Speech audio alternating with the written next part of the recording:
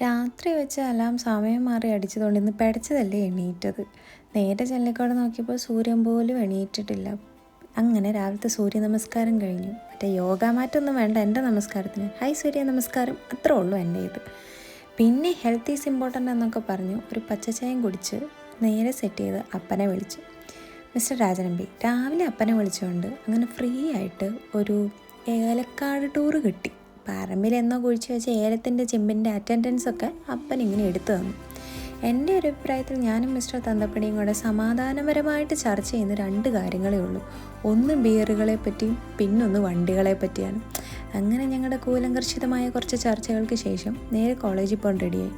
ഇന്നത്തെ സ്കെഡ്യൂള് 10 തൊട്ട് 12 വരെയാണ്. പക്ഷെ ഞാൻ വെച്ച അലാം സത്യം പറഞ്ഞാൽ 9 ഞാൻ വെച്ച അലാം അടിക്കേണ്ടത് 9 പക്ഷെ ഞാൻ എണീറ്റപ്പോൾ 9 കാര്യം എന്നാ വെച്ച അലാം AM PM സെറ്റ് ചെയ്തേക്കുന്നത്. അങ്ങനെ ഒരിക്കലും ഞാൻ കൊണ്ടുപോകാത്ത ലാപ്ടോപ്പും വാരി കെട്ടി പോവുകയാണ്. ഒൺലി ബിക്കോസ് ഇന്ന് എനിക്ക് ബയോ ഇൻഫോർമാറ്റിക്സ് ക്ലാസ്സാണ്.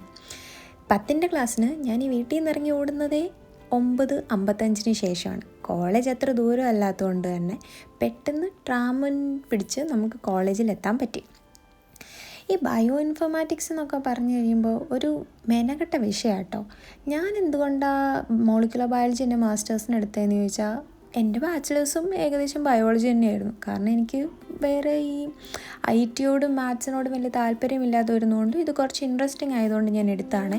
പക്ഷേ എൻ്റെ ഇപ്പോഴത്തെ ജീവിതം എങ്ങനെയാണെന്ന് വെച്ചാൽ പാസ്സാവണമെങ്കിൽ IT അറിയണം, മാത്സും അറിയണം. മാത്സ് അങ്ങനെയൊക്കെ ഒപ്പിച്ചു. ഇനി അടുത്ത ഏരിയയാണ് ബയോ ഇൻഫോർമാറ്റിക്സ്. അങ്ങനെ എനിക്ക് കോളേജിൽ അറിയാവുന്ന ഒരു മലയാളി ചേട്ടനെയും കണ്ട് പുള്ളിനെ കണ്ട ആവേശത്തെ കുറച്ച് അറിഞ്ഞു നിന്ന് വർത്താനം പറഞ്ഞ് ക്ലാസ്സിൽ കയറിയപ്പോൾ സമയം 10:15. അവിടെ ചെന്ന് 2 എക്സസൈസും ചെയ്ത് ലാബ് തുടങ്ങിയപ്പോൾ അവിടെ നിന്ന പെണ്ണുമ്പിൾ എന്നോട് പറയാം ക്ലാസ് കഴിഞ്ഞ് വീട്ടിൽ പൊക്കോളാം. അപ്പോൾ നമ്മളാരായി?